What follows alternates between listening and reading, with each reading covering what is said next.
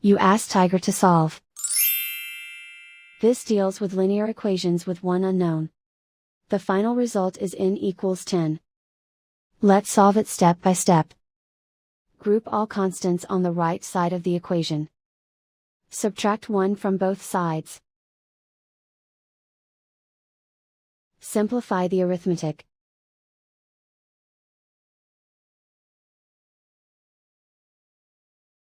Isolate the n. Multiply both sides by 2. Group like terms. Multiply the coefficients. Simplify the fraction. Simplify the arithmetic. And so the final result is n equals 10.